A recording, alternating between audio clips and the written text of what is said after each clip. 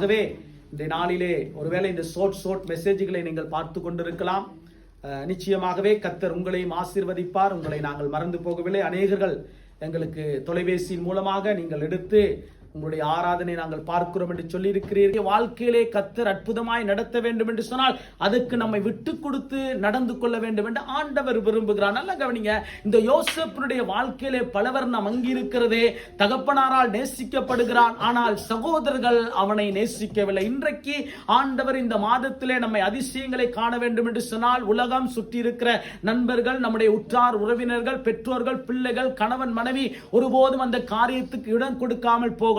ஆனால் ஆண்டவர் சொல்லுகிறார், இந்த மாதத்திலே உங்களை அதிசயங்களை காண பண்ணுவேன் என்று சொல்கிறார். யோசேப்பினுடைய வாழ்க்கையிலே அந்த வஸ்திரம் கிழிக்கிறதுக்கு பல விதமான சந்தர்ப்பங்கள் கிடைத்தது. என்ன சந்தர்ப்பம் கிடைச்சது? போர்த்திபால் வீட்டிலே இருந்த பொழுது அவனுக்கு அந்த வஸ்திரம் களைத்து போடுகிறதுக்கு போர்த்திபாலுடைய மனைவியை ஒரு ஆயுதமாக சத்துரு பயன்படுத்தினான். ஆனால் இவனோ தேவனுக்கு கீழ்ப்படிந்தபடியால், ஆண்டவருக்கு கீழ்ப்படிந்தபடியால் தேவாதி தேவன் பார்த்து கொண்டிருக்கிறார்